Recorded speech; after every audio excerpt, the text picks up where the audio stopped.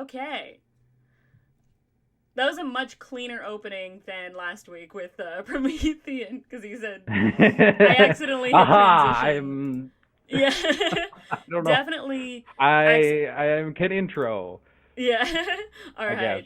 right. Hello, everybody. Yeah, let's just get into it. Welcome to Not Quite Novelist. This is the show where new friends are made, literally, and new worlds are built live and on the spot each and every episode. My name is Savannah. If you don't know who I am, how the hell did you get here?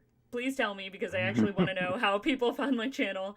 If you do know who I am, you know what I'm gonna say, which is just, oh my gosh, I'm so excited for this week's guest. This is gonna be super fun. I've got Dennis, aka OKSDM.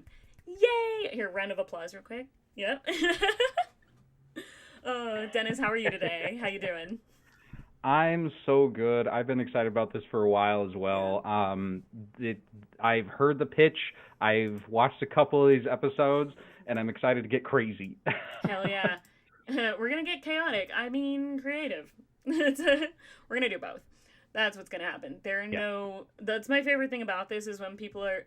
When we get to a point where people think like we're going off the rails. There were no rails to begin with. I was gonna say the exact same thing. Exactly. Rails. What rails? Where did those come from? Okay. So you have seen the show before, so you kind of know a little bit of how this is gonna go, right? Kinda.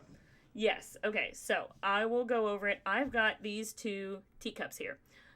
One of these days, I'm gonna get either like carnival spinny wheels, or I'm gonna get I want to get like gotcha machines, like little gumball machines with the little balls. I can like crack them open and read them Like a because I think, Plinko.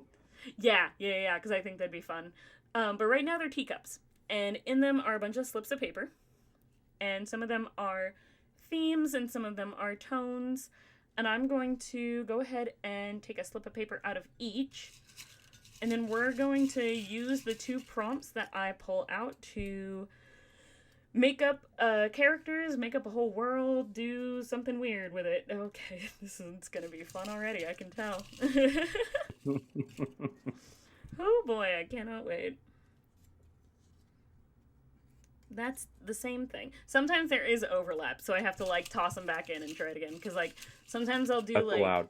yeah, it'll be like Cowboys Western, and I'm just like, that's boring. You Aha, gotta like dark switch it up a horror. little bit. Yeah. Oh, this one, okay, this one's gonna be fun. I love it. Hold on, give me 2 seconds to add this in here. You don't get to know what they are yet. Let me just type them in and see what we're gonna do. Okay. I love this kind of story. I will be honest. One of these, like, we have seen as a, uh, we have seen as like one of the prompts before in a previous episode, but that's just what happens when we've got. Okay, let's see. There we go. Show them. Come on. If I learned how to use OBS, that'd be great. All right. OBS is quite a learning curve. Yeah. It took me ages. I'm gonna say I've been doing it for a few weeks now, but you know. Okay, so our this is our theme and tone. Our theme is podcasters, but our tone is mafia. Mafia. No, this is secret. You're not supposed to tell anyone. Yeah. So What? I love this so much. Yeah, we have Okay. seen a mafia story previously when I did an episode with Candace, but it was like angels and demons. So it was very like cosmic big stuff. Oh, that's This is sick. just podcasters. So Podcasters yeah. Mafia.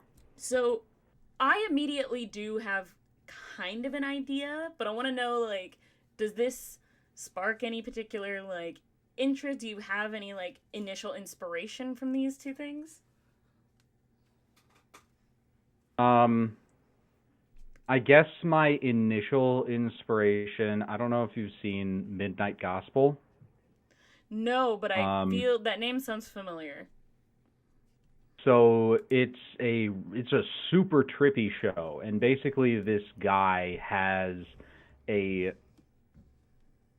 super AI computer thing that allows him to go to randomly generated worlds where random stuff is happening. Barely ever are there actually humans there. And he Oh. just interviews one person from that world about some random topic.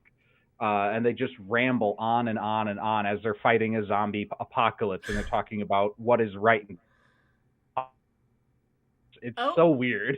I think you froze on me just a little bit, but I think I got the gist of what you Come said. So back. that is, yeah, you're back. So, okay, I love that. That's So I guess fascinating. I'm trying to Oh my gosh, did I lose you again? Damn. because I created Hold sagas and on. I've run a ton of games with it. You Oh froze on me no, just a little bit. back again. Go ahead and like let's rewind a little bit and say what you said one more time. So because I'm the creator of sagas, I have done a ton of totally random worlds that I never done before. So I'm continuing to try to stretch the bounds of what like a actual play or a session of a TTRPG can do.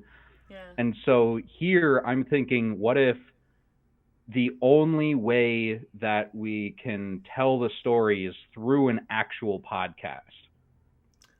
Oh. And it's So sort of like like do a War of the Worlds kind of thing, yeah. where there's the radio show going on about Yes. something that's actually happening that's not real. Does that make Interesting. sense? I like that. I like that. My dad listens to a lot of those like audio dramas, like radio show type things. Like that's something that Hmm. he's super into, and he's told me about them a few times, and I love that. It's very like immersive. See, like almost like a Welcome to Night Vale thing, where the podcast itself is like set Yeah, in the other in the world, the fictional world that we're talking about. See, my thought is very like right. Like the narrator of the um podcast is a character in that other world. yeah, yeah, yeah, yeah. Mm. Okay, so then in that case, um, would you want to hold on one second? Hold for traffic. I don't know if you guys can hear that, but I can, and it's annoying. Uh, one of these days, I'm gonna figure out a way to fully like soundproof my window with it being like something removable that I can like take out when I want to open my window sometimes because it gets hot in here. Um, Hmm. okay, so my first thought was like, okay, what if this podcast, what if this thing that they're running is like an underground kind of way to how do I word this? But it is like it's an underground thing specifically for the like mobster, specifically for the people who work in these like mob families or in this like mafia Hmm. like very like gang warfare type of style thing. It's like I'm in my yes. Oh my gosh, hi Matt. We were just talking about you before we started streaming. All good stuff. We were talking about how we were talking about how much we love you. So yes, mafia podcasters. What we're imagining right now is like, at least what I'm thinking is like some kind of like underground. I imagine it's like someone who's like on the lower rungs, on the lower like levels of this like pyramid, on the lower levels of this Hmm. hierarchy, right? But who starts this show as almost like a way to secretly, covertly communicate with other people who are kind of in the same business. Wait, secret from the cops, because that I assumed already, but secret from the upper echelon of the mafias as well? That's I think, crazy. I love it. yeah, I think both. I think both. I think it's a way that, like, these lower levels, these people can kind of communicate with each other in very, like, subtle ways. Like, maybe the upper levels, like, know about it, or maybe they, like, know that, like, it exists, but doesn't know. God damn it. Havoc is in the chat again, here to ruin my day. Oh God. Uh, anyway, um, but yeah, like maybe like the people who are like the podcasters, maybe these people are able to um subtly communicate like messages or certain things that they don't want the upper levels to know. Or maybe they like the mafia, like the families, the people in charge know that it exists and kind of use it to control their own thing, or like to control their own sides of this business. But the people who are actually the radio hosts have their own other subtle like communications, like other subtle ways to maybe word certain things or mention certain issues going on and stuff that like maybe the lower levels would know more so than the people high up. It's like there's levels to what people understand. There's like almost like code Right. in how they communicate. So the interface is this actual podcast, and that's how the story gets communicated, is through this podcast and nothing else. Like there's no scenes outside of the podcast episodes. Yes. Yeah. And there's a ton, and you have to look for them inside the episodes because they're going to be subtle.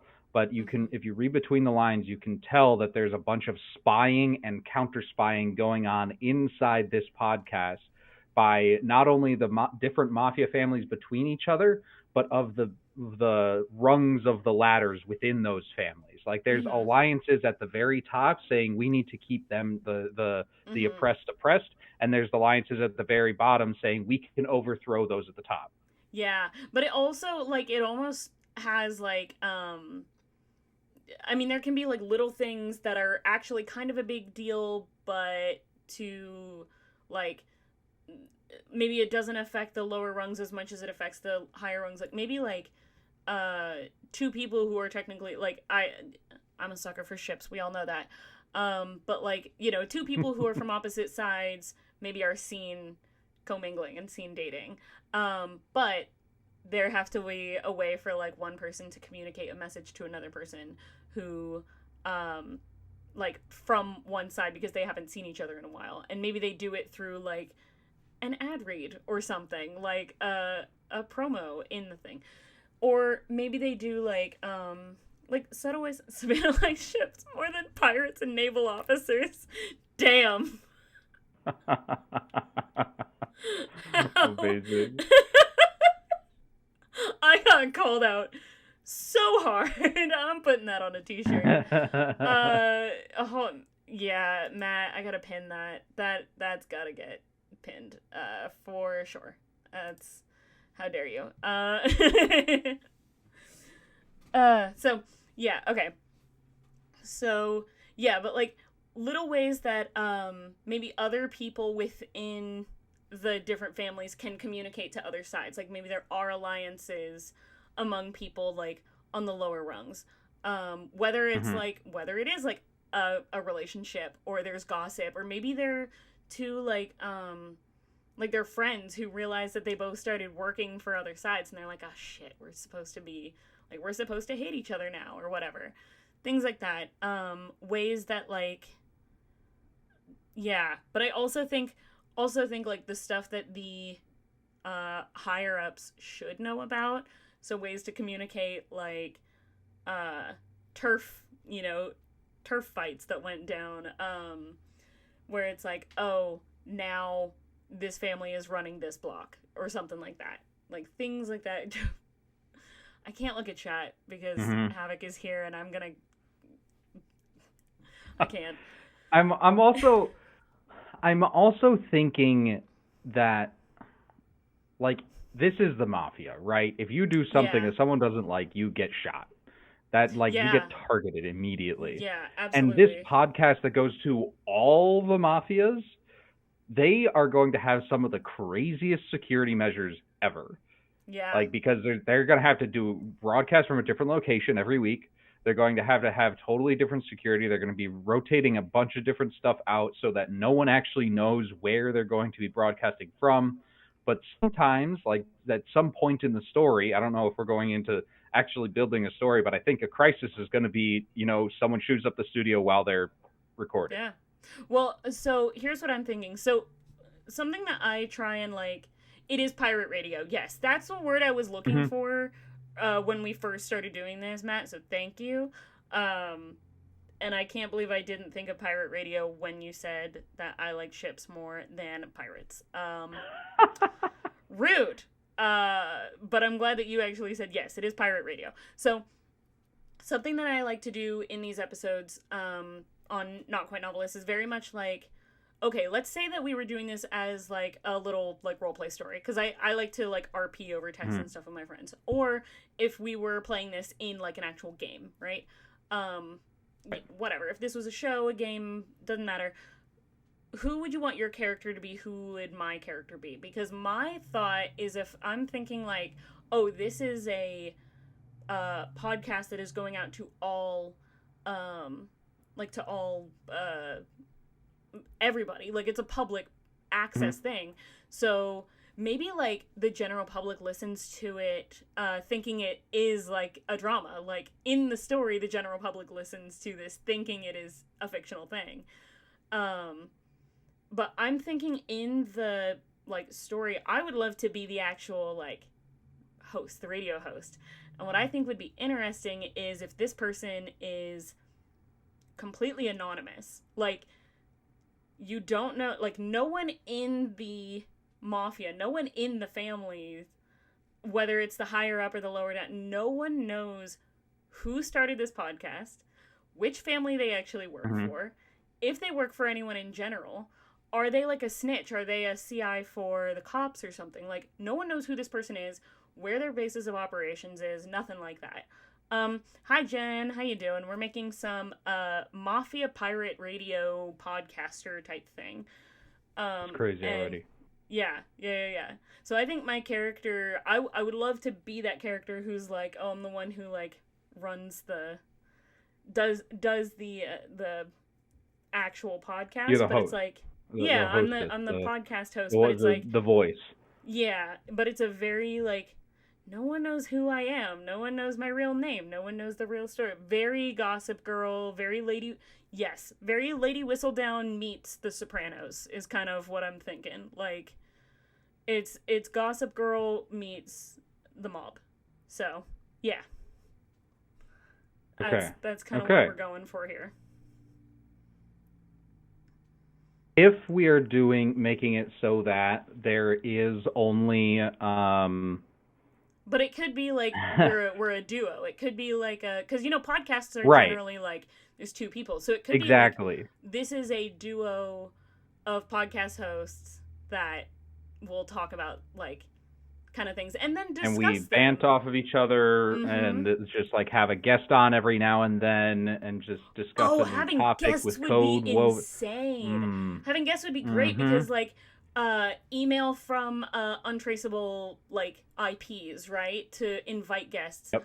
Um yeah, do you guys know who each other really is? I think that we would know who we are, like each other, We would but have to, yeah. because I think that we would record out of the same house. I think we record or out of the same like studio. We have like one room, but Mhm. um but nobody else knows. So when we invite guests, it's like um we send them, links to audio record and it's an audio call, but like we have like all this crazy technology in the background that like, scrambles any tracing softwares. Has We like record in the middle of a server room. It's crazy. yeah. The first guest is a dirty cop. That's wild. That'd be Yep, interesting. Okay. that checks out. I could see a dirty cop. I could also see but the interview has to be framed like, oh, we're interviewing a police officer who's investigating this, famous case that like maybe there's like a case or an investigation that people know about.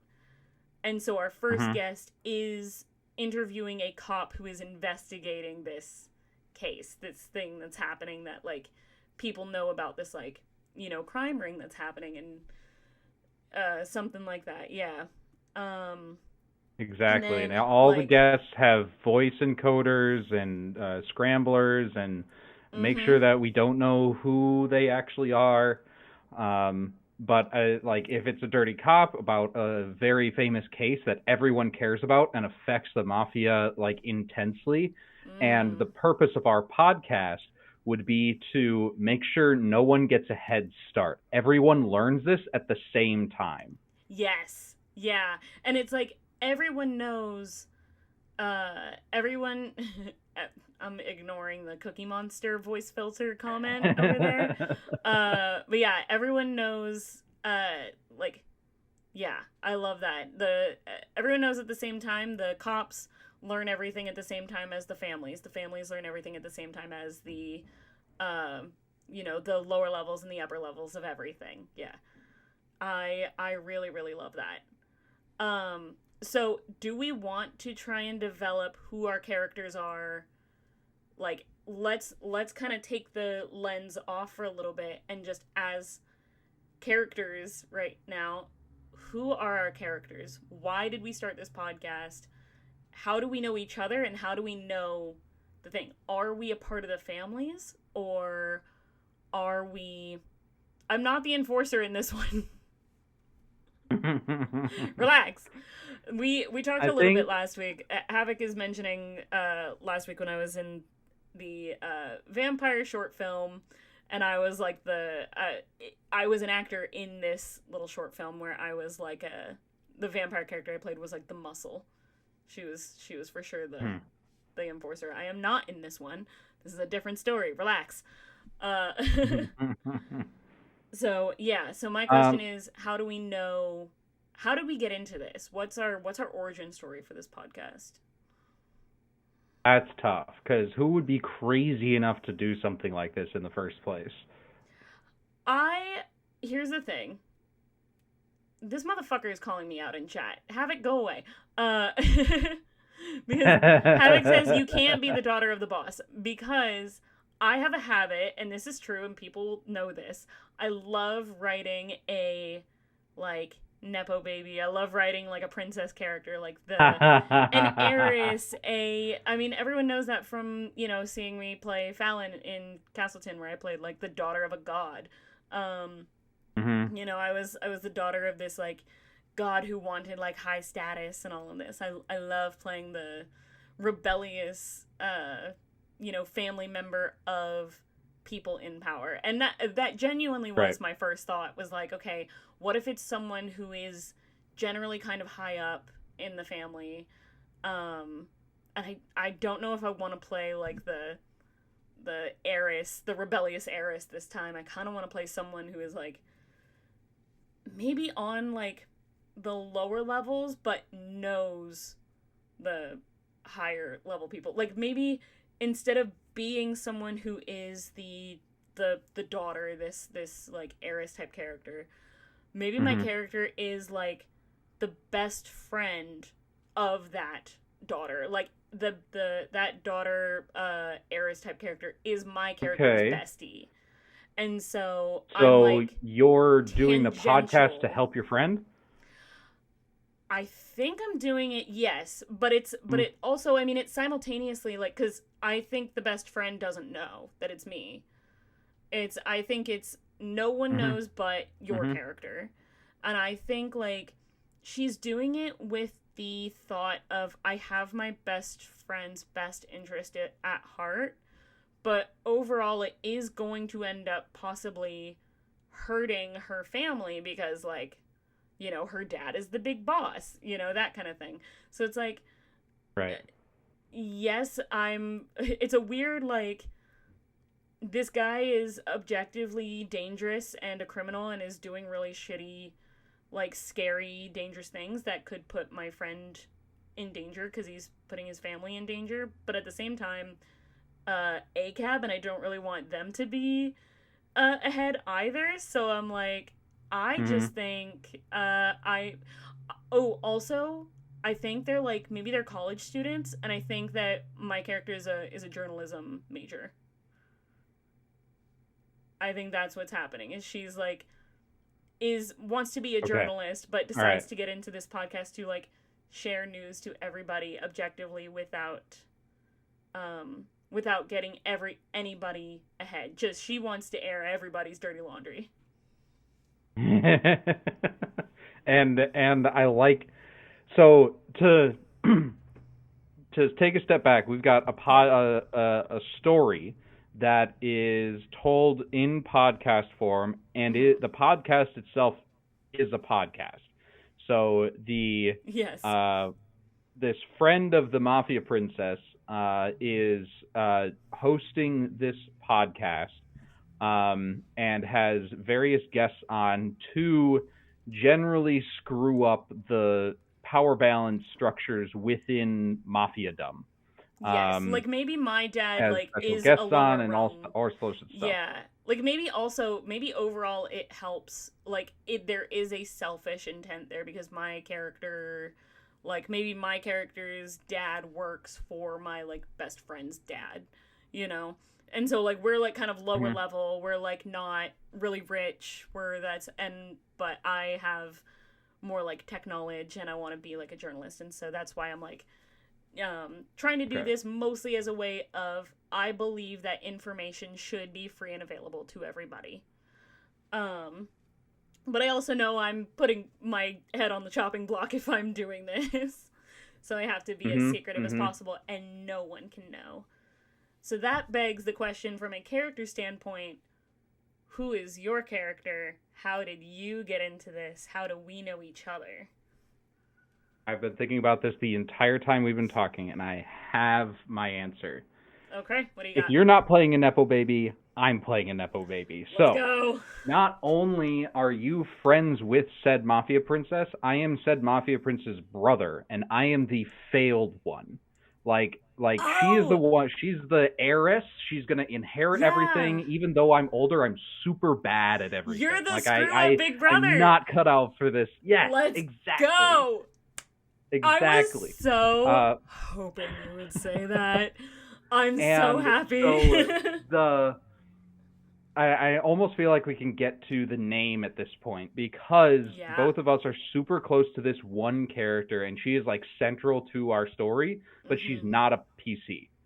So I think we just name the whatever it is after her because that's what it's about, even though she's not a character inside a player character. So you think the story overall outside of the podcast should be named after the girl, but do you think the podcast itself should be named after her, or the podcast should be no the podcast should not be named after her stuff? Like inside its own world. Matt in chat goes, how is he bad at the mafia stuff? Well, for starters, he's on a podcast telling mafia secrets for one. I love it. Okay, so now I have an interesting, so here's what I think. Yes, I think we like, so our characters, I think we like grew up together. I think we know each other just, from being around each other just tangentially all the time. But I think my character is better at doing like scripting and writing and figuring out ways to subtly communicate the information without it being so on the nose. Whereas your character is really good at doing things like the tech stuff, doing things like running the software that scrambles any tracking.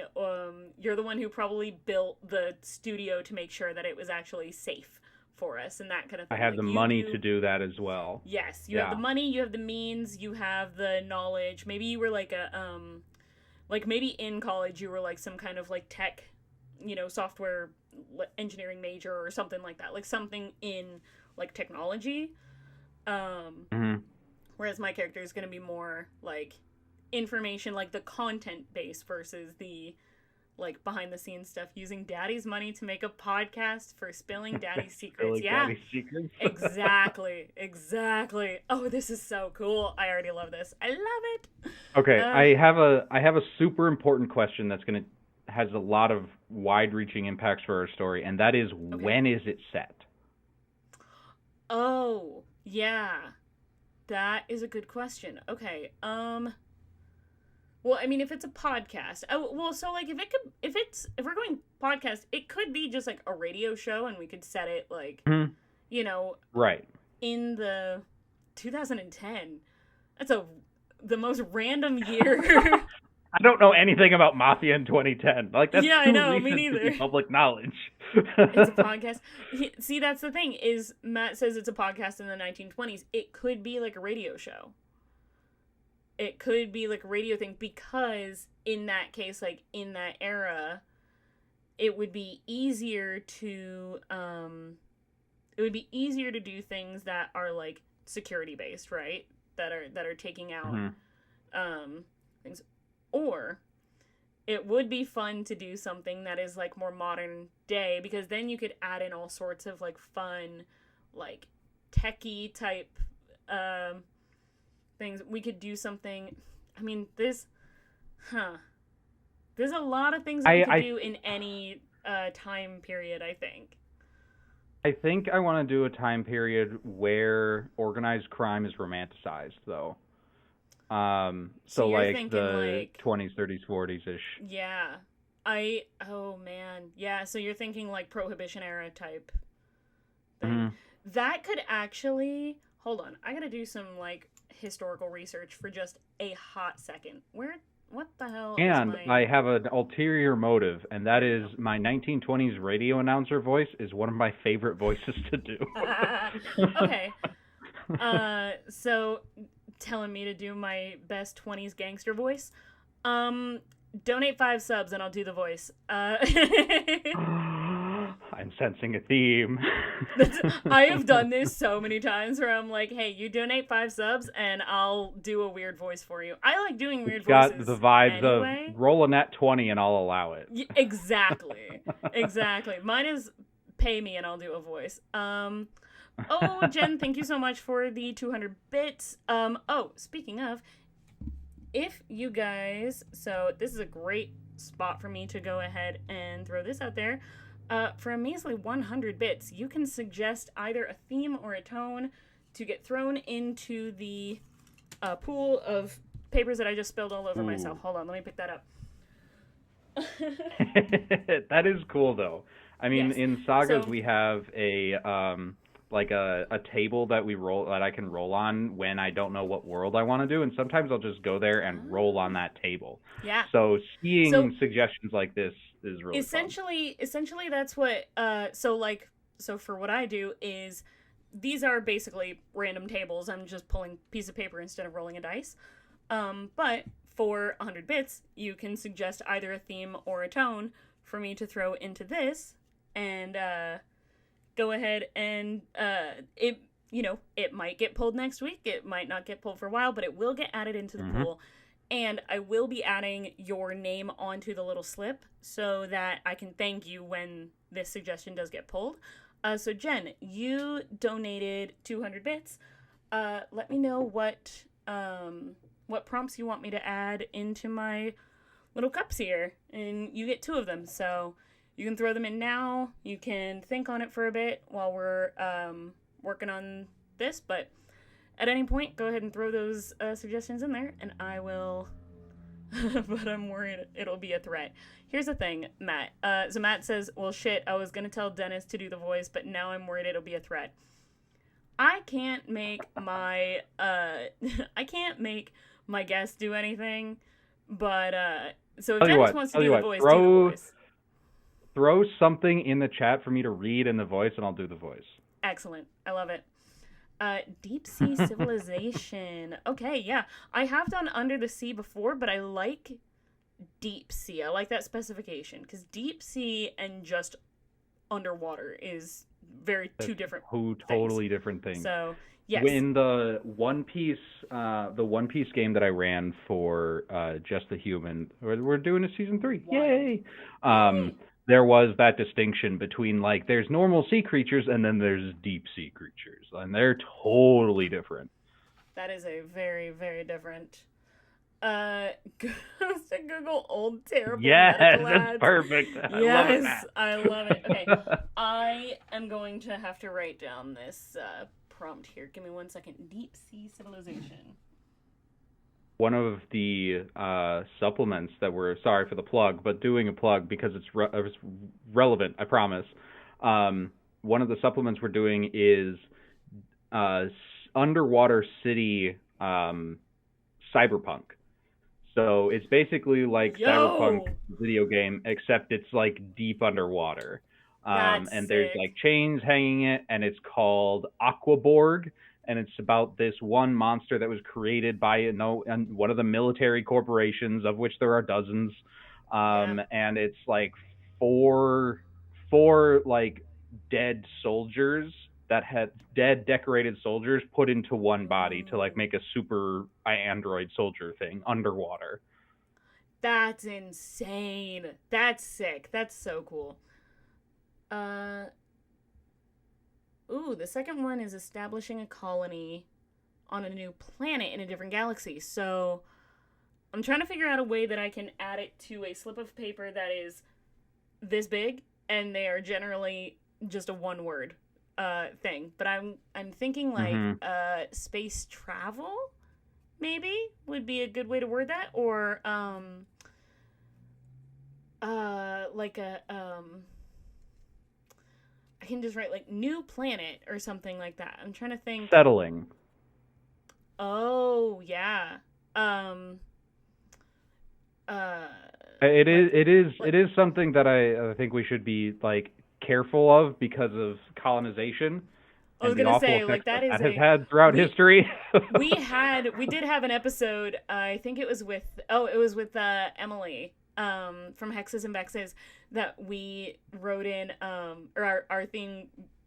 The story that we came up with was essentially like these humans from Earth, because Earth was dying, who found a potentially habitable planet, going to essentially colonize the other planet. It was an interesting story. I recommend it. Please, it's on my YouTube. I know I'm behind on updating my YouTube. I'm so sorry. Also, if you guys see Me too. It's been years.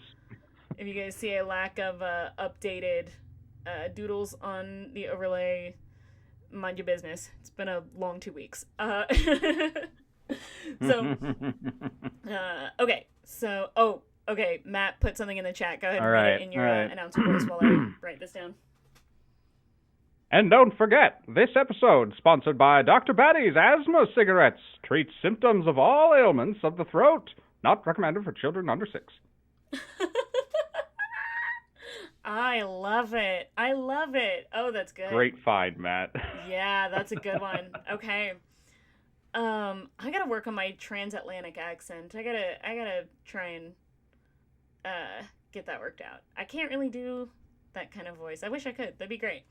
Um, Hold on. I'm watch gonna write just space. watch all of Legend of Korra, but only the intros for every episode. Okay.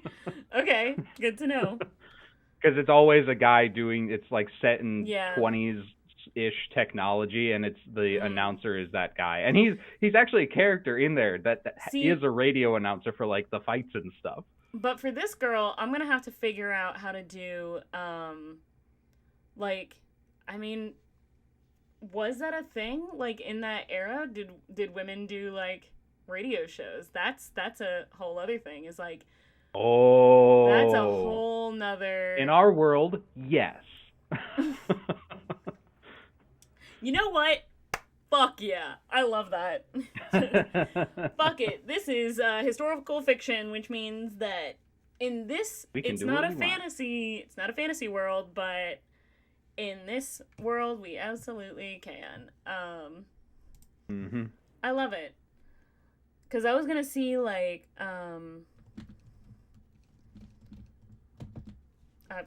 my keyboard is going all over the place. Because I was gonna see like I wanted to look up what kind of like uh female dominated like industries or female like female friendly, but like female like industries that would be interesting for my character to like, how prevalent were female journalists, how prevalent were female, like were women who were talking about this type of information. Because I think that would be really an interesting topic of controversy as this story gains like popularity within the world.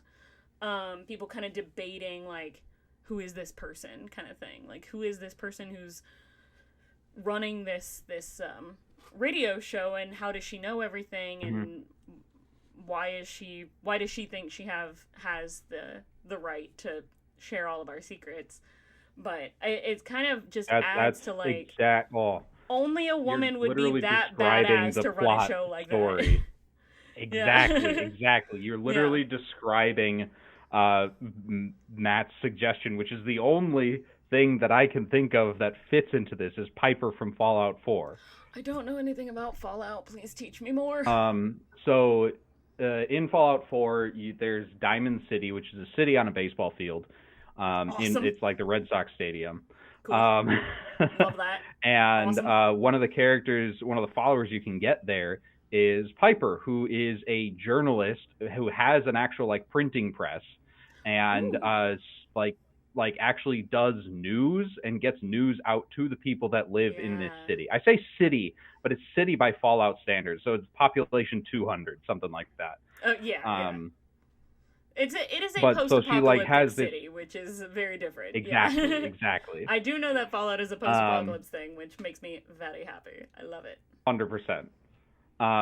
But yeah, she like, I don't remember her plot line exactly, but you help her get important information to the people, like the people should know kind of thing. I love it. And she is badass as hell. That's awesome. That's so cool. Okay, so yes, I'm gonna hold on. That's another thing I'm gonna write down. By the way, I'm writing all of my notes for this episode in my personalized, engraved, Not Quite Novelist journal. I know it. I think looks kind of reversed in camera. No, it looks good. Okay. Yes, personalized engraved journal, which by the way you can get at All City Print. If you go. I'm just gonna throw that one out there. All City Print is a print shop that is lovely friends and supporters of Not Quite Novelists. If you need any kind of merch, if you need t-shirts, if you need business cards, if you need stickers, anything of the like, there is apparel, there's embroidery, custom engraving, all sorts of stuff. And if you go on to get a quote and use the promo code Not Quite Novelist, you can also get a free order of 50 stickers. So go to All City Print for all of your lovely merch needs, please. Yeah. Sounds like a thing to do before a convention. Yes, exactly. Yeah. Great for cons. Support.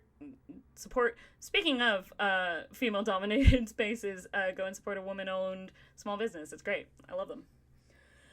Okay, so now the question is, this is the hardest thing to ask anything. What are our characters' names? Now, here is the hard part, though. What is our characters' names, and then what is our radio names? Because we're going to have secret identities as radio hosts. We do have multiple names. Mm-hmm. So we have doubled the amount of work when it comes to naming characters by giving ourselves needing to have secret identities. But I love it. Mm-hmm. So what are good... I'm just going to look up like interesting radio host names from the 20s and just see what kind of cool stuff comes up.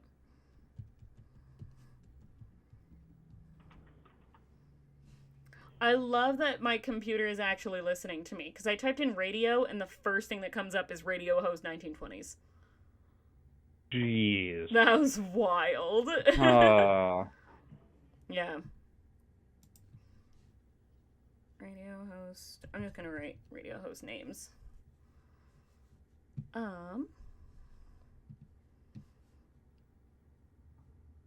See, all of these are just showing like someone's real names. I'm gonna have to think of something different. We gotta come up with like a code name type of things. Now, it could be something that's like, we could just come up with like names that sound like, or that sound like normal names but are different than ours. Podcast also needs a name. I feel like I know that it says podcast. First off, Havoc, I said it earlier. I know I'm behind on posting on YouTube. I'm sorry. I'm behind. Relax. Mind your business. It's been a long 2 weeks. I still have to update all the doodles on the overlay too. Okay, so All right, I got broadcast mine. also needs an. Oh, okay. What do we got? Yeah. So I looked up some actual crime family names, and I'm gonna mix some together. And I'm Fun. Anthony Tony Moore Morello, Ooh, I like it. Okay, okay. which means Here's that Princess's last name. is gonna be Morello. Oh no, Dennis, you froze again. No, no, no. I Ah, lost you. I'm back. Okay, which means that Princess's last name is also Morello. Right. Got it. I love it. Um Okay, so here's the thing. I love a mafia story. I also, people who know me know this, because I talk about it constantly. I bring it up at least once every stream. But like I love to do like private like text RPs with my friends and stuff. And I've got one OC that I made a while ago who is a mafia princess. She is like daughter of a mafia family. I really liked her last name, which was DeMilo. Uh, yeah. Hmm. So DE and then big MILO, DeMilo. Um, that story is fun because like it really is like a Romeo and Juliet thing. The other person's character is named Romeo, but her name is Juliana.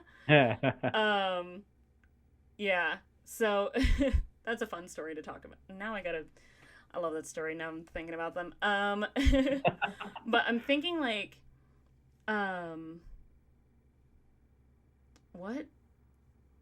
How the fuck? Okay, Havoc is being weird in chat. It says, my ex girlfriend and her new boyfriend are in my hot tub, so I have to join them. I'll be back next week. Thanks, I guess. Have a good. Here's the thing. I know Havoc in real life. This is why I bully them. This is why I bully him from chat. Like I know him.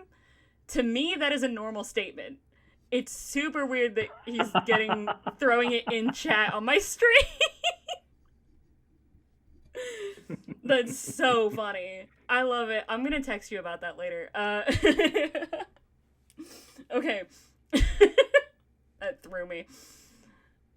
So anyway, back to character names. I like the last name. Your pronouns are dumb ass. That's what it is.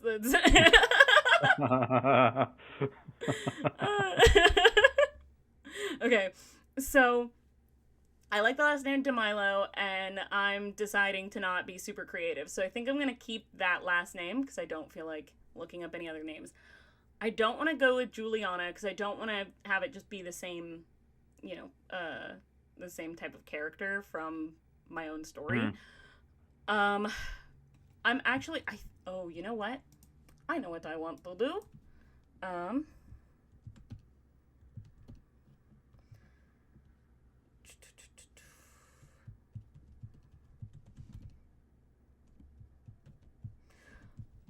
So here's my thing. I am very much someone who will the way that I like name characters, the way that I come up with actual like name like the names of all these characters that I come up with is like I like to look up name meanings. I like to look up names that like mean something about that means something like close to that character's arc, or maybe something that's like slightly what's the word I'm looking for? Slightly like prophetic in a way, like something that's going to like reference that character, like what that character might go through or something like that. Like Fallon, I named her because I saw the name meaning is superior, and I was like, yeah, a god of fame and folklore would name their kid something that means superior, you know? So something like that, right? Like, I think naming conventions are really important, so, like, what a person is named can be really interesting and be really, like, it can be really important to like a Yeah. character's development. Oh my god, stop. So I'm looking specifically, I'm thinking I want to look for names that mean things like messenger, if that makes sense. Like something that means like, because she's trying Mhm. to convey a message. She's trying to get her like message out there. And I think like messenger is a good like word meaning thing to like start looking up. Ooh, recommendations for aliases. Ooh, that's interesting from Matt in the chat saying recommendations for aliases. You could just take celebrities from the time period and use their names, or blatantly use popular mafia names like Charlie Chaplin and Greta Garbo. I think that's kind of cool. I like that. Um, let's see.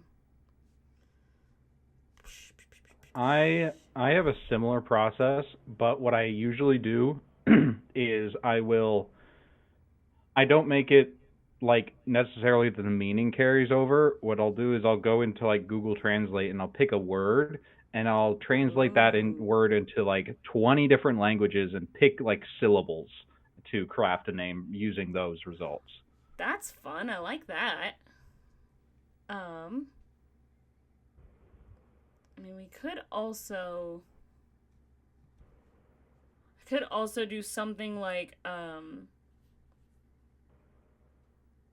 uh like something like for singing like a voice. Like someone is like, oh yeah, she sings like a canary, whatever, is like the word of like that's like the Ooh, phrase that you would say like of someone who is like, who talks. Um so like messenger, maybe courier, Corinne. ooh, Corinne is cool. I think also I just think that name is beautiful. It I'm gonna is. look up I what agree. that name means. I mean, it is very. So according to this, it just means beautiful maiden. Um, but I like the correlation between like the first syllable as like courier. Hmm. So I think I'm gonna keep that. I think Corinne. Okay, I do like this too because it says female or Corinne is a French variant of the name Karina, um, which Okay. I originally I was like, oh, what if I look up like a French name instead of Italian, because she's not directly in the family, she is just a friend of the family's. So maybe she isn't like Mhm. directly Italian. Maybe her family is French. So I think I want to get away from De Milo thing because that is more of a. I chose that to sound more like Italian sounding. So now I'm like, okay, what's a good like French last name? Um, what is this? The What does this bow. mean? But that just also means beautiful. Maybe she's just really pretty. Who knows? Uh, I like the name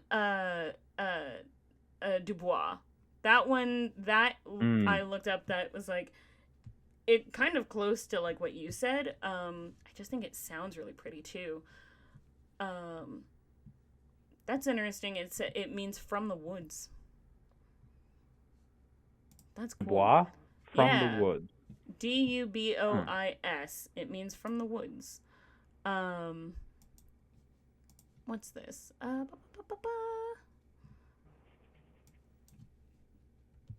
I'm sorry. This is me having to Google shit is not super good content, but like I'm interested, so relax. Give me a sec. Y'all should have seen me on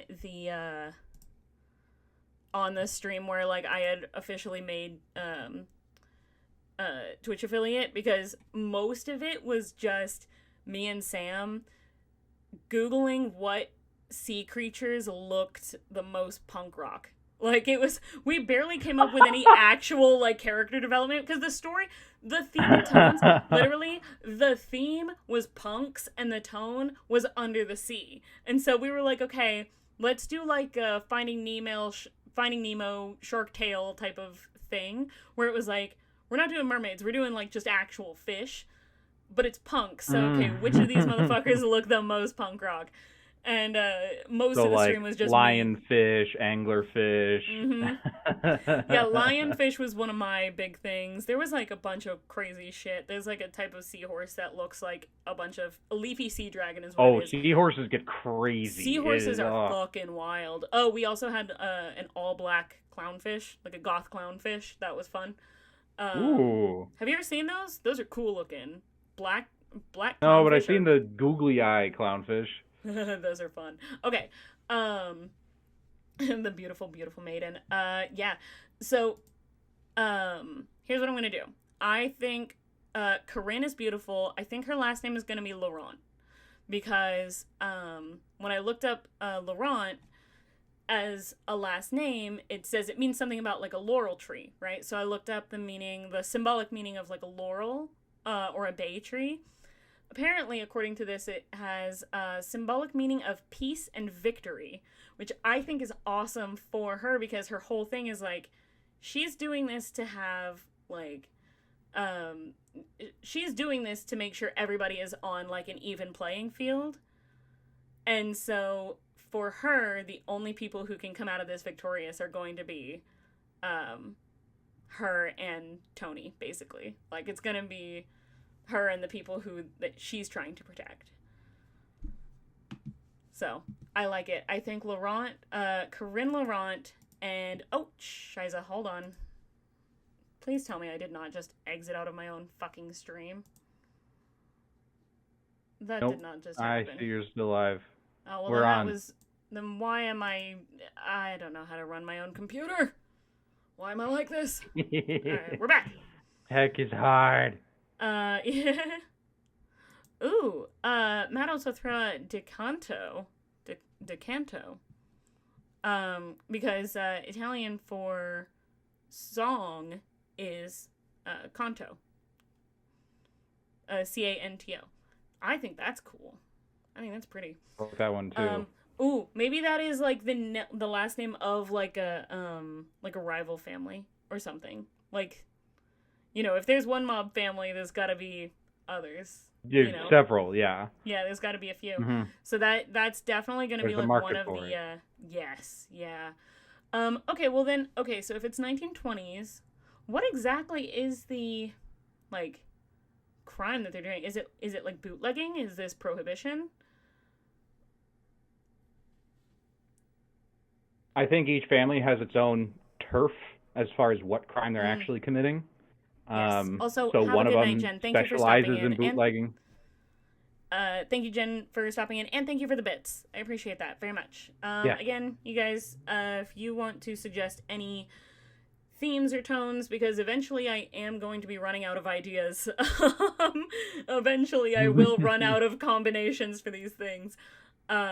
Please throw in 100 bits, and you can suggest anything for me to throw into my little teacups. And maybe we will, more than likely, at some point, we'll be able to write some stories with your suggestions.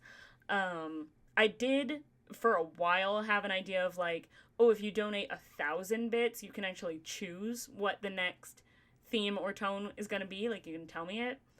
But the point is to not know ahead of time, and then I knew ahead of time, and I was starting to come up with ideas before the stream, which I'm like, that's not fair. But yeah, so just 100 bits. It's not that much. Just 100. For 500 bits, you can name one of the characters in the story. So keep that in mind. Ooh, for 500 bits, you can name the princess. Yes. No, right now it's just Princess Morello, which I feel like might be a good title for the story, not the podcast, the story. The story, yes. Like let's say, like, if we were to run this as a podcast or as like a stream or something, like this would be the name of it would be Princess Morello. The name of the series is. Now, what is the name of the radio show? Because if we're calling it podcast right now because that is a very like 21st century modern era like term for it, but let's be real, this is a radio show more than anything. So would we have to name it? Do we have to, like, that's an interesting thing. Do we have our own, like, radio station? how did we go about doing that completely anonymously? Unless it was like, Tony's like, I've got all of this part covered. I'm gonna use my money and my influence to be like, here's the extra cash, you keep it. You don't ask any of our names. You just keep that station and the airwaves clear. Yeah. I'm looking at I don't know how radio works. I gotta look that well, up. That's first more of all, Googling for me. it doesn't reach forever. There's a limited area in which the radio can go, Yeah. like extends to. So we need to figure out when we know we're in the 20s, but what city? Well, so every time I think time I think mafia, I'm gonna think New York, New Jersey. I'm gonna think Hmm. like every mafia story that I've ever written, and I've written a lot because it's a era that but it is a genre that I really enjoy. It's cool. It's so cool. I have several, actually. I used to make this is another tangent. I used to make cosplay original character content for TikTok back in like 2019, 2020. And Hmm. I had a mob boss character that I dressed up as. Her name is, well, no, she was a mob wife. She's from the South. She was a sweet little Southern belle, moved from Georgia to New York in the hopes of being like a Broadway actress, and ended up accidentally falling into the. Oops. She ended up accidentally falling into like basically like protective custody because she like saw some shit she wasn't supposed to see. Um, Ended up under the protection of this mob boss, and you and I were talking about this before stream how much I love like a grumpy sunshine dynamic. This was them, and she was so sweet and nice, and but she was a badass. Mm. And so this mob boss guy was like, ugh, I don't want to have to deal. You're too perky. You're too innocent. You should not be here. Go home. Like, he was not okay with her being around. Um, he, in the story that I was writing, so this was a role play with my friend Finn. I talk about Finn all the time. I have done an episode on this with him. Go to YouTube and watch it. It's great. But we did so in this original story, he got shot and she used to be a nurse, and so she was like, all right, you don't want to go to a hospital, I can deal with this. And she just like got to work and basically did like a DIY surgery on him on his kitchen table, Sick. and like nursed him back to health, and fully used like Southern mama voice of like, you're not getting up and going back to work, you're gonna sit there and you're gonna actually rest and you're gonna like listen to me, I am the doctor now, I take care of you. And he did it, and they fell in love, and it was beautiful. Her name is Charlotte, and I'm obsessed with her. She's my favorite because she ended up becoming like very mob mama. Like, she's the one who, like, if there's like a mafia meeting around, she like while her husband is doing this like very serious like mob mafia like, sinister meeting bullshit, she comes in with like a big plate of cookies and some lemonade and is like, oh, are you boys hungry? Like, here you go. I love her so much. She's so funny. That's That's Charlotte. nice. Yeah, but I love a mafia story. I write a bunch, and I write mafia stories in the 20s, in the 40s, in modern day, in fantasy worlds. I love mobsters. Oh, So they're so fun. So I think, yeah, I like your idea of like it being like there's like a turf thing going on, of like hmm, each family like has their own thing that they develop or that they peddle or they do whatever. So like maybe right. one of them is like gin, but the other one is like rum or whiskey or something. Like there's different the Okay. different families, Yeah. like if this is like prohibition, let's just say for the sake of ease, it's alcohol. But Yep. each family has like a different type of alcohol that they like specialize in. So it's almost like a brand. Like the name, let's say like in this particular fiction world, in like modern day, fast forward to like today's eras, they would end up being like the name brands, like a Jack Daniels or like a Jim Beam, but like it would be the names of these like old families that developed them back in the 20s during this prohibition. And so it was like, these are our legacies, even though they are completely illegal. Right. They got labels, they got the design on them, it's everything. Yeah. Well, that's interesting, because then that would implicate certain printing presses that's the case. For running labels and for developing like the design and everything. And it's not like it's out of bounds. They would still be able to do that for sure. This is interesting. I'm thinking this. So New York prohibition gangs specifically. Like bootleggers only is the topic of the podcast, and we got to work that into the name somehow. So hello, Bookfire. Welcome to the chat. We are making first time chatter. Hello. Welcome. This is Not Quite Novelist. We will pick up a bunch of different random themes, tones, whatsoever. Today, the random theme is podcasters and the tone is mafia. So what we've created so far is a... yes. Is a 1920s radio show. Oh, hello, Trinity Adventures. Oh my gosh, thank you for the follow. Appreciate you so much. Just to give like a quick little rundown of what we've created so far. What we've got is Tony Morello and Corinne Laurent are childhood friends. Corinne is best friends with Tony's little sister, who is currently unnamed. But the Morello family are very powerful bootlegger family in the 20s, prohibition, very mafia family. And Corinne, as a aspiring journalist and someone who just wants everybody to really be on a level playing field and to protect her friends, and Tony being the disappointment of the family. He was supposed to be the heir of this, legacy, but it's now gone to his sister, as he just doesn't want to be in the bootlegging business. Have gotten together and decided to create a pirate radio show where they really air everybody's dirty laundry, not just the Morello family, but any of these very powerful bootlegging families. I think another one we've come up with is the DeCantos, but also some secrets of the God bless it. Hold on, I gotta get rid of some people here. Let's go. Why are you here? Go away. Go away. Trinity Adventures, Book Not you, Bookfire or Trinity. We're talking about the bot. I was going to say, both of you guys can stay. It's the bot that showed up right after. Stick around. That's what we want. Both of y'all please stay and hang out. But yeah, so they've created a pirate radio show where they are airing out everyone's dirty laundry, both on the sides of the bootleggers and the police that are on their trails. So... yeah.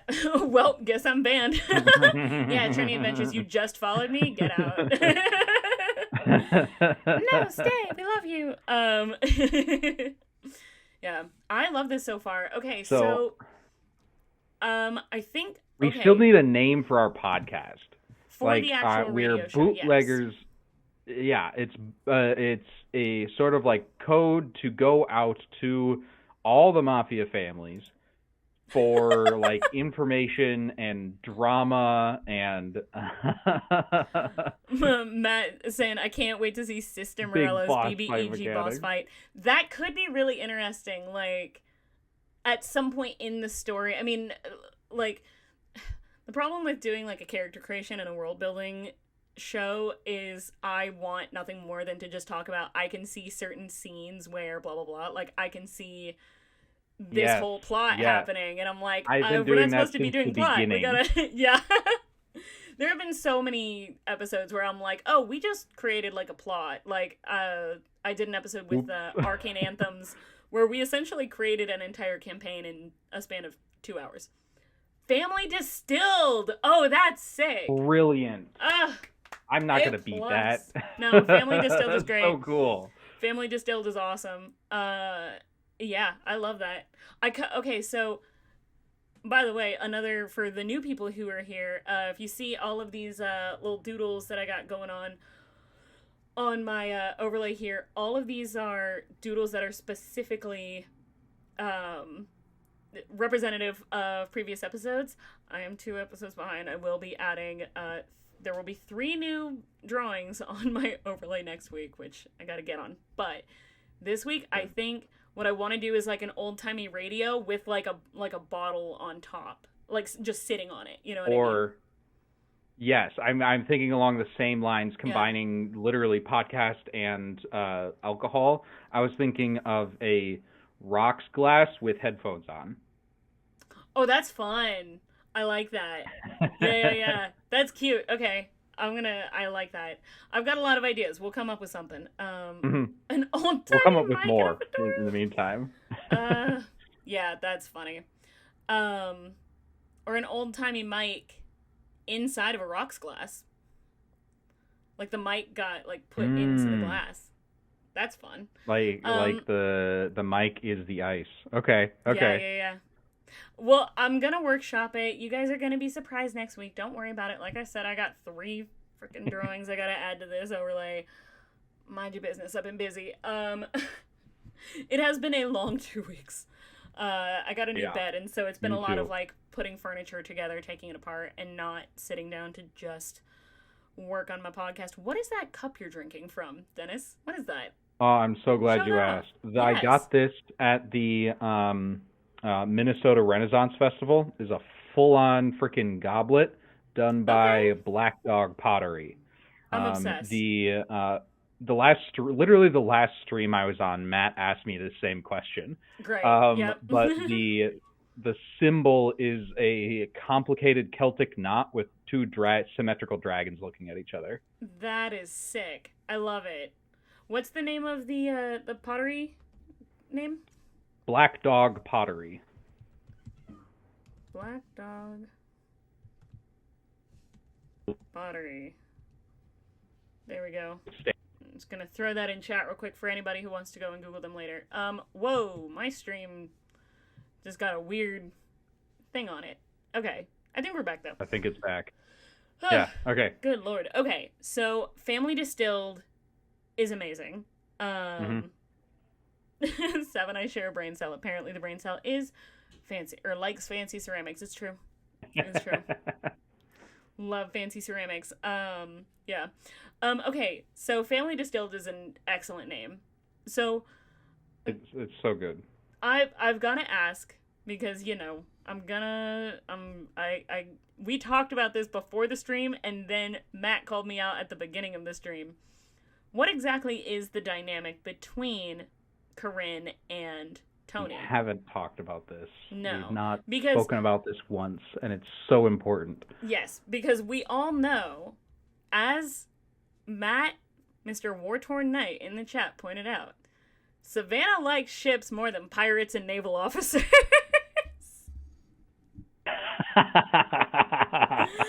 Get red. True.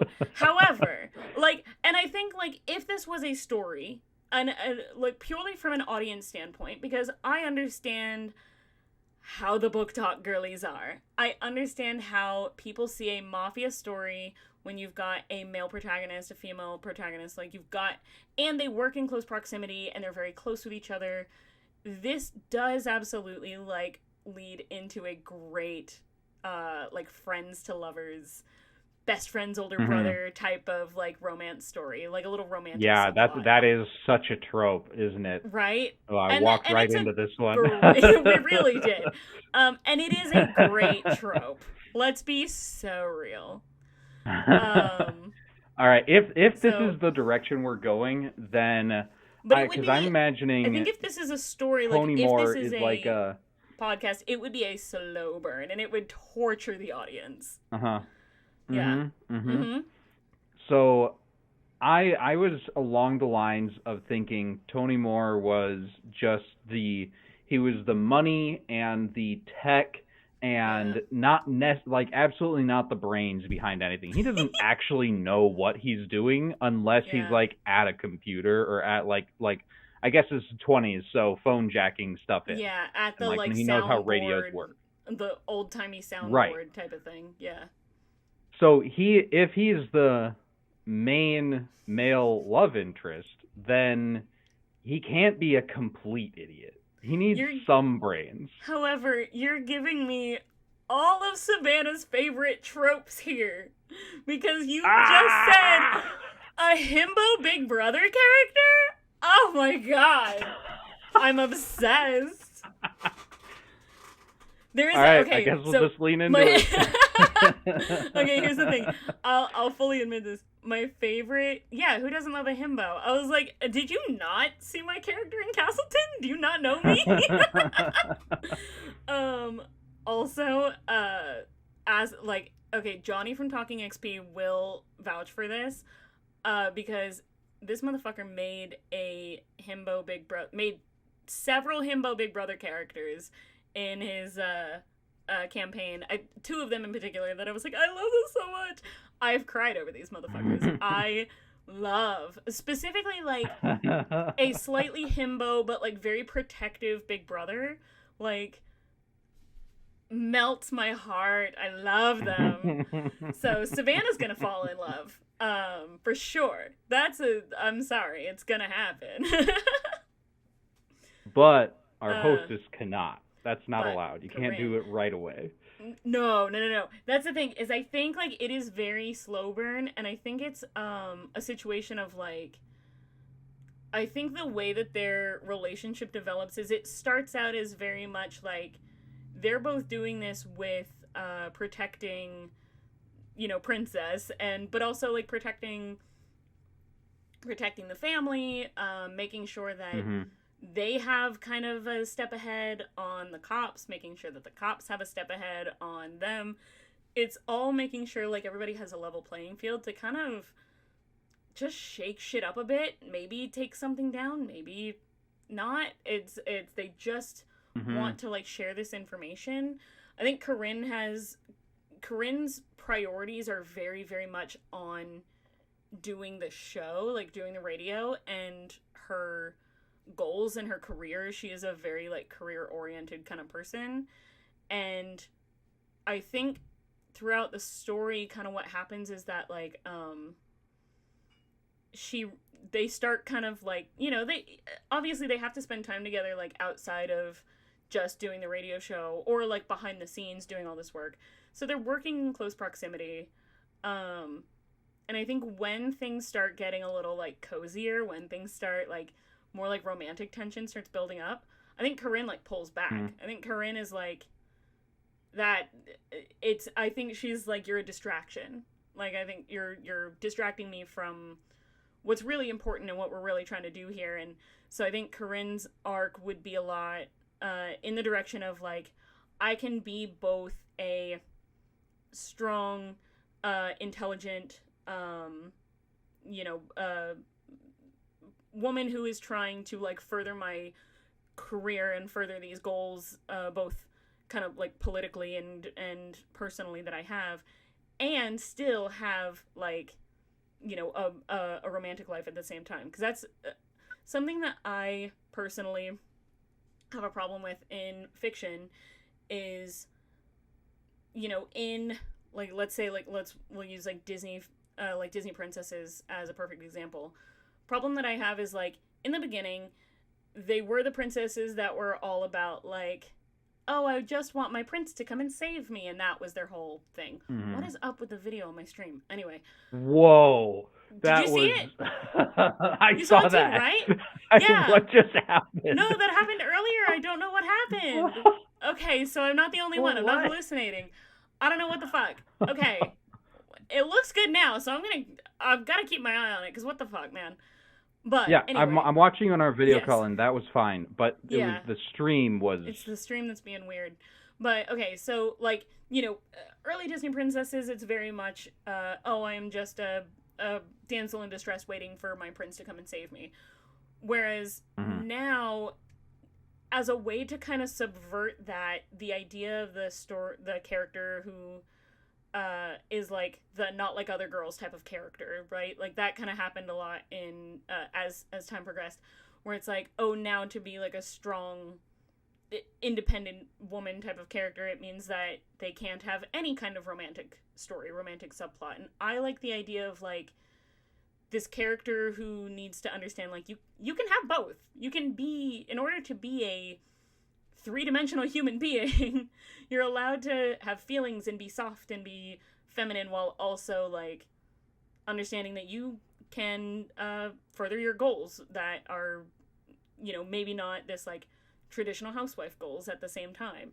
You can have these aspirations, and you can really make change, and you can really like be strong and stand up for yourself. So I think that's kind of Corinne's character arc, is like finding a balance, because she pulls away from having feelings, which in doing so, because Tony is her partner in this podcast, it kind of hurts. Son of a bitch. No.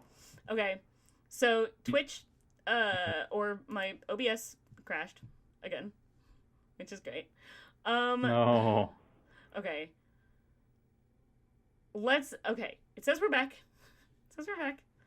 Here's what I'm gonna say. Let's keep going as much as we can, and then if for whatever reason, if it crashes again, the next time it refreshes, I'm gonna say let's just end it there, and we'll do like a little outro and then end the stream.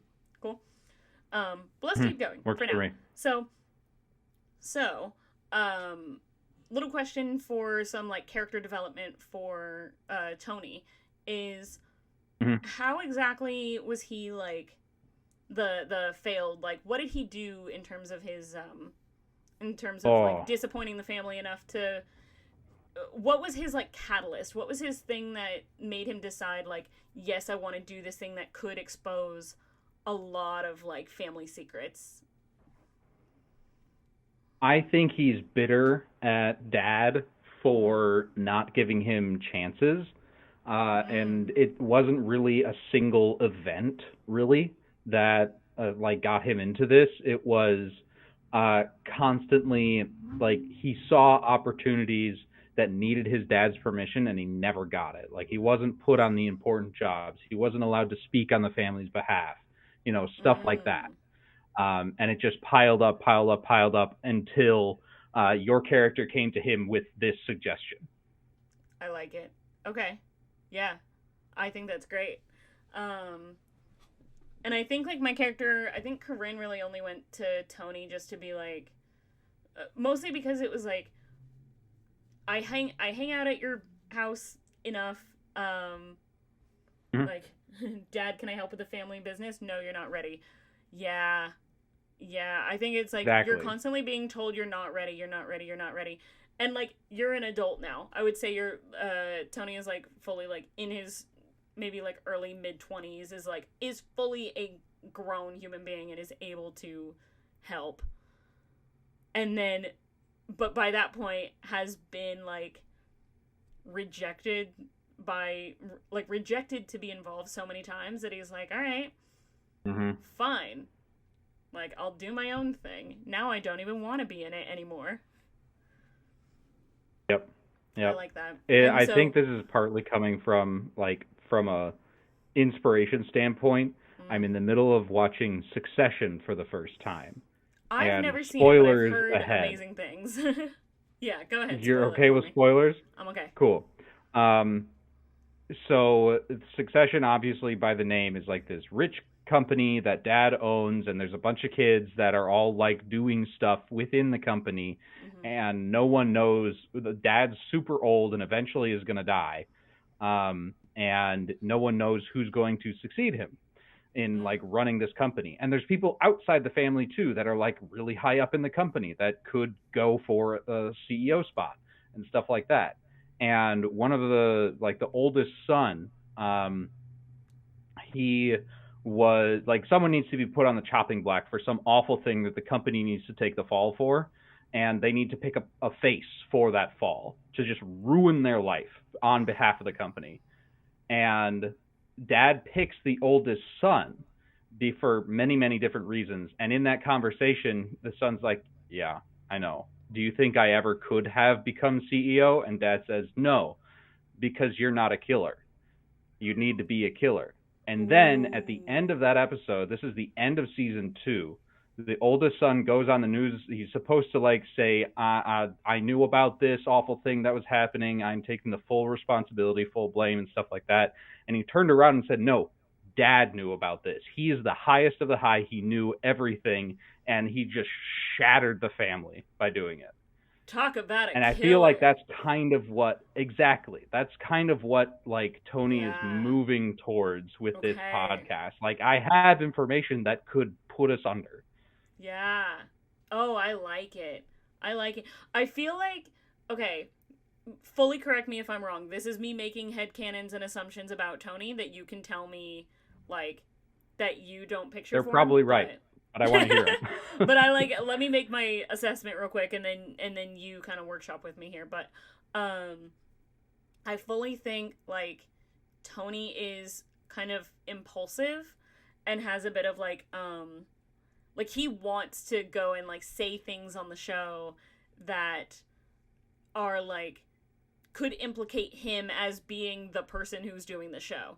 And Corinne being more of the writer, Corinne being more of the journalist is the one who's a little bit more careful and is like, you can't Mm-hmm. say that. You're the only person who knows that.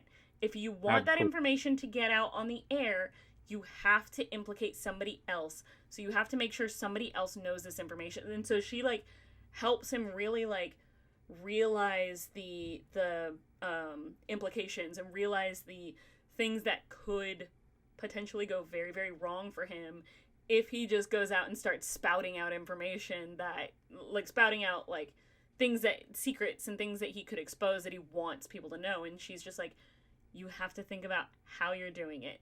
If we want to continue to do this show, we have to do it smart and we have to do it correct. Mm-hmm. She's the spy. He's the newcomer to this Yeah. sort of world, and Yeah. he can't like she's teaching him how to think that way. Mm-hmm.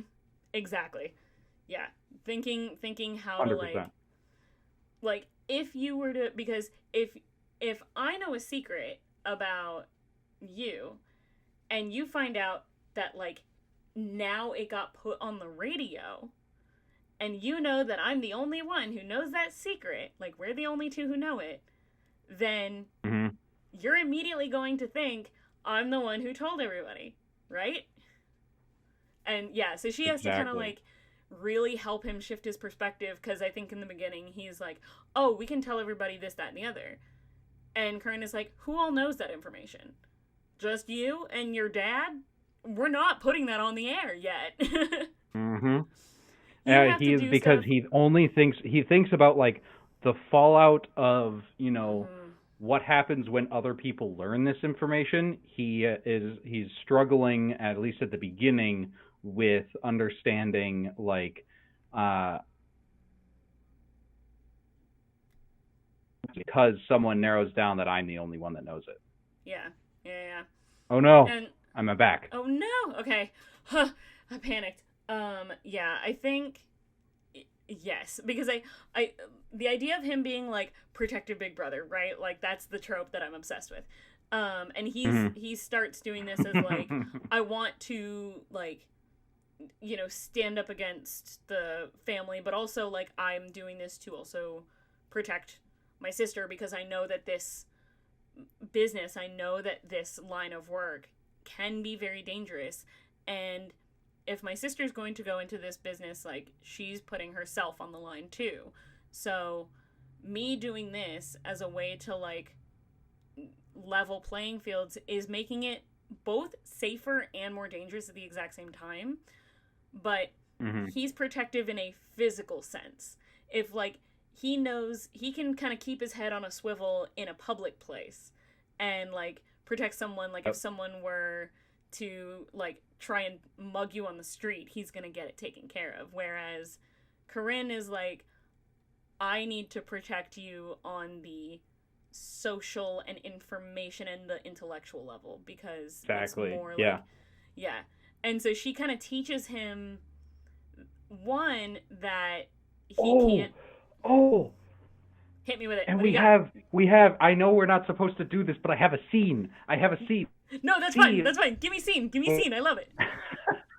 There's a scene where like Oh no! Oh God, why are you frozen? no! I need to hear the scene. Okay, now I'm back. Am I back? Wait, hold on. Am I back? My Okay. Twitch started freezing. I Okay. swear to Christ. I'm seeing you're moving and Twitch is moving, so Twitch I is think moving. we're good. Twitch is not moving on my end, but if Twitch is moving for you, fantastic. I'm gonna refresh Twitch on my end, and then I want to hear scene. Yes. Oh, you're refreshing Twitch quick. Yeah. I'm so This is excited. gonna take 2 seconds. Okay, we're back. We're good. I can see everything. We're Okay, moving. cool. What is the scene? Give me. Okay. The scene is Corinne has been protecting Tony this whole time from this information and also teaching him how this type of warfare. And when he realizes that she's been protecting, when he learns to understand that she's been protecting him this whole time. Yes. Oh my God. It's so good. Because, okay, but I think the catalyst, the scene, okay. See, now I'm starting to see shit. Now I'm like, I get the visions. I get the things in my head. So good. Because this can also be like a big, like, this can be like for that, like, romantic B-plot too. This can be like his kind of moment of realization of, like, feelings towards her that are not just, platonic or, like, you know, being the big brother figure, but like he realizes like seeing her in a new light for the first time. Yeah. And I think the thing is like there is something that happens where there's a scene or and some kind of like situation where he does have to protect her like on a physical level. Maybe it's just like she's just like going out and she's about to like get mugged, or maybe like maybe there is someone working for the Morello family that like starts to suspect her, and he realizes like she's in danger because someone is starting to suspect her involvement, and so he's like trying to protect her. And when she realizes like maybe he just goes out and beats the shit out of this guy, you know, like something like that. But like he says something about like, well, I have to protect you. That's my, you know, that's why I'm here. Like that's my job basically. Yep. He's like, well, yeah, your job is being good at doing the show, and I'm here to like make sure it happens, but also to like keep you safe. And Corinne has a moment of like looking at him and is like, we protect each other. What do you think I've been doing this whole time? And she kind of tells him like, well, I've been keeping you safe too. Like this is a two-way street. We protect each other. We keep each other safe because we know that what we're doing here is dangerous for both of us. And when she kind of explains that to him, it's like a light bulb goes off in his head, and he's just like realizes that her teaching him how to be smart about revealing this information, and her like kind of correcting little things that he says, or you know, able to cut him out. They're wonderful. When's the wedding? Oh my God. Yeah, absolutely. All right, building further on this. Yeah. I think we can't have this just be podcast format in like giving to the reader in order to have these scenes anymore. There has to be some off podcast scene, because like maybe it can start out as that. They starts out as that, and then it turns into like I'm imagining if this is a show. Let's say this is like an audio drama, or like it's a I'm imagining this as like we'll say like as a stream of some kind, like as some kind of like short show, or like some kind of game. I don't know if this could be played, honestly, but I love the idea of it like starting out at the first as like just the podcast going on, but then after like a little while it becomes like every intro to the show is the radio bit, and then like there's like a scene or two off air that happens. And then it turns into like the beginning, like it's like the first half of the episode is the radio, the second half is the off air behind the scenes stuff that happens. So yeah, yep, I like it. So good. So and good. I'll flip that, and we need some off air stuff first, because here's what I'm thinking. Antagonist, we'll call him Bobby. Okay. Tony has to protect her from Bobby once when they were kids, and just like, you know, playground stuff. Yeah, you know? so this is another like family friend. Maybe Bobby is like a friends frenemy kind of thing of Tony's. Like maybe they grew up together, so they're friends, but they're not like the closest. But like it's another like Bobby's dad works for Mr. Morello, like Morello Sr. Right. So yeah. Another like grow up together. Bobby was always kind of like it's one of those situations where it's like you tell you tell a little girl like, oh, he's mean to you because he likes you, which is bullshit. Don't ever tell a kid that. But like, you know, it's one of those situations where like, you know, he did that. Like he would just like bully her because like, and it was one of those stupid like situations, and no one ever told him not to. Everyone always told him, oh, boys will be boys kind of situation. And then it grew up into him. He's just kind of like a sleazebag. Like he's just kind of a fuckboy. And Corinne knows it. Yes, Corinne knows it. Tony knows it. But Princess doesn't. Oh, no. And the Princess and Bobby have become romantically intertwined. And that's problem for both of us. Yes. Oh, because, okay... So this is really shitty. I'm gonna make Bobby like the worst fucking dude, okay? Bobby, yeah, he's the antagonist. We could do this. Yeah, he's a dick. You know, I'm making him such a slimeball. So Bobby originally has been interested in Corinne. Corinne can see through his, you know, nice guy bullshit. And Princess can't. And Corinne rejected him. And because Corinne rejected him, Princess is like second choice. Princess is like but because Corinne has never said anything about Bobby asking her out, because she's just like, oh yeah, whatever. Like I told him no. He didn't react well. Like he was just kind of salty about it. And then like as time goes on, Princess goes to Corinne and is like, oh my gosh, you'll never guess who just asked me out, Bobby. And Corinne is like, no, don't do that. Shit.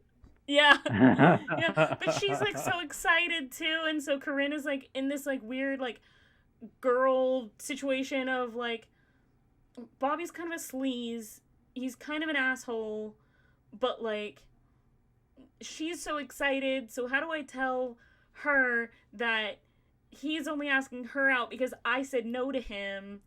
And it just becomes like like Corinne has really complicated feelings about it. She wants to protect her friend, but she doesn't want to see her hurt, and so she just has to. Yeah. I think I'm at. Hold on, you froze on me again. We're giving out this information. Give me 2 seconds. Okay, come back. You said you think what? And you... We're. I think I've got the climax here. Our climax scene is an episode of the podcast, right? So Dad, Morello Sr., has latched on to the fact that Bobby and Princess are, you know, for each other, and he sets up a political marriage. They are together, and or not. They're engaged, like politically. Yeah. Still for Corinne. Yeah. Oh wait, hold on. Oh my gosh, why is it only Why is it only when you have really good ideas and you're really excited to tell me scene stuff that you freeze on me and I can't hear you anymore? Okay. So, I'm back. Yes.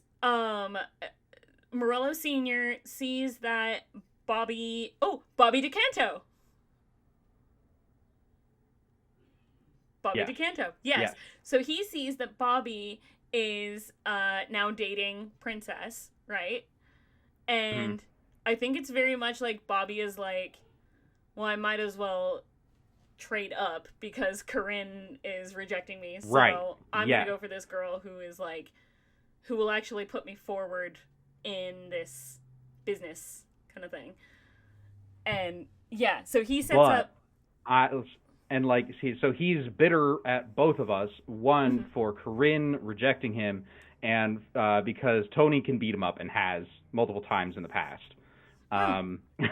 Tony 1,000% threatens Bobby like so hard. When he finds out that Bobby is dating his little sister, he's like, I'm gonna fucking kill you. Like he's like so aggro. Yep, 100% happened. Then Bobby finds out who the hosts of Family Distilled are. Yeah. Oh. And we are live on air. Does he suspect when he shows up? I was gonna say, does he suspect that it's both Corinne and Tony, or does he think he suspects Corinne but doesn't know who's helping out? He just suspects Tony and is surprised when Corinne is there. Yes. Yeah. Does Twitch still look good on your end? Because it looks like it's fucking up on my end. Okay, good. So it's just my Twitch that's tweaking out on me. Great. I'm going to refresh my Twitch again real quick just to make sure we're good. Okay. Incredible. Yes. He shows up, doesn't know. Yes. He doesn't know that Corinne is the woman that is on the show. Like, Corinne is the female host. Because Tony let something slip.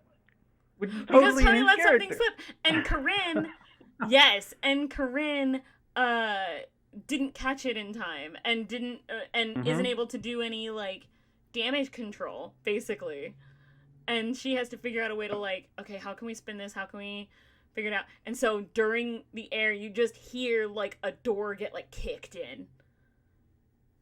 And okay, then we imagine have this a scene imagine where this the entire insane world hears all three of them. No, imagine this absolutely batshit cliffhanger, right? This is like season finale cliffhanger. You hear a door kick in, and because it's fucking gangsters, these bitches got guns, you just start hearing like shouting and chaos. You hear Corinne scream, you hear gunfire and then something breaking, and then the show cuts out. Season finale. No, even better. This is a tragedy.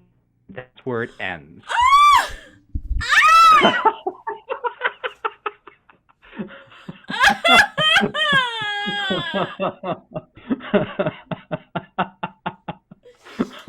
I know, I'm awful. The episode's done has made me cry.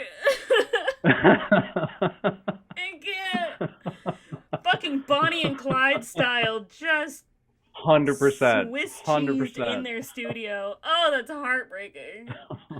I'm choosing to believe that they survived and that it's a happy ending and that Bobby got himself fucking perforated. Oh, exactly. God. We never actually see it. We don't hear anything. We just get the gunfire, a couple of footsteps on broken glass, and then a click as it goes off the air. Okay, so I'm freaking out.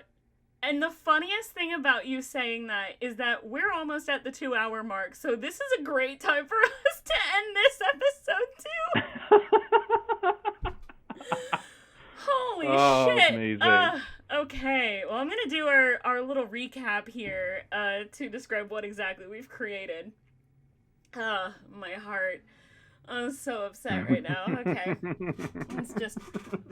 Okay. Oh, do you think you can describe the characters and like the kind of world here that we've built in your radio announcer voice? Ooh.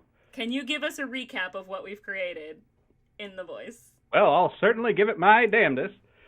Okay. So we have Anthony Tony Moore Morello, one of the hosts of uh, Family Distilled. uh, Family Distilled, a hot new podcast on the air right now, and joined every week by Corinne Laurent. DeCan. De what? De Laurent. DeCanto is Bobby's last Laurent. Name. Right. DeCanto, yes.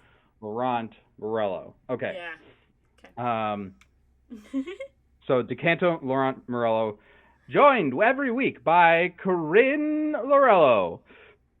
Corinne Laurent.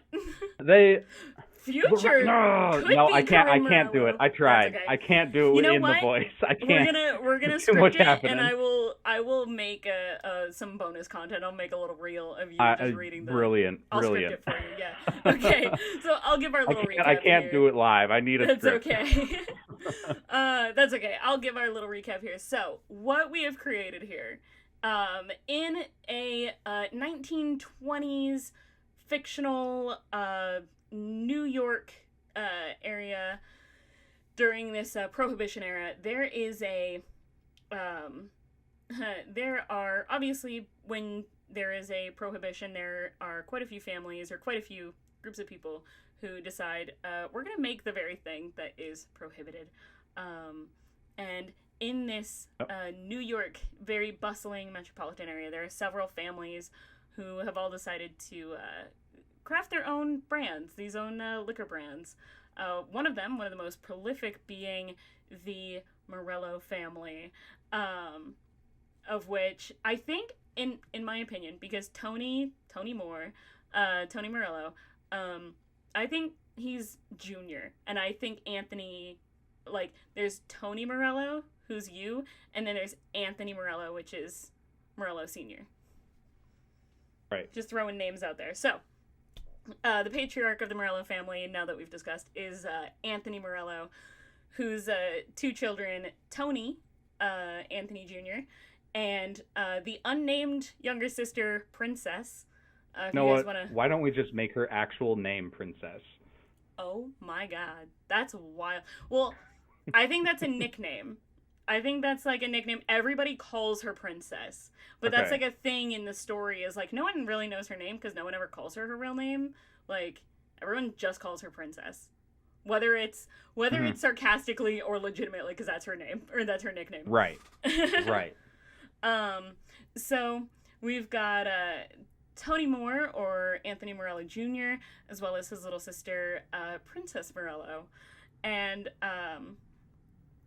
Tony, who has been snubbed and rejected a few times from really joining in the inner workings of the higher levels of the Morello family business, has decided then instead to rebel and join in a pirate radio endeavor by Princess's best friend, Corinne Laurent, who is not necessarily in the higher inner circles of the Morello family, but is definitely, she is her own level of influential. And as an ambitious journalism major, she has decided she wants to level some playing fields within these bootlegging families.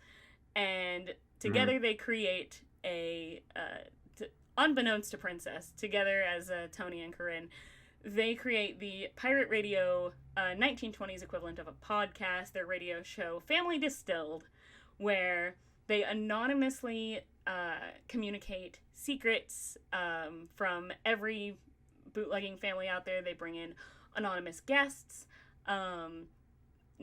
They also expose secrets from corrupt police activity, corrupt cops who try and, get a leg up in the business, but also just the cops that are trying to take down these families too, because no one's getting out unscathed on this one. There is no political side. There's no real message. There's no sides being taken here. It is just level these playing fields. And yeah. And then obviously and then they kiss in the background. So that's it. The story ends. Yeah. No, Yep. there's Uh-huh. That's how it there's ends. absolutely the B plot of oh, everyone calls her princess because she was named after their great grandmother from the old country, and it's the least attractive Italian grandma name you can think of. That's funny. Yeah, no, Matt is so correct in that. That's hilarious. I love it. Okay.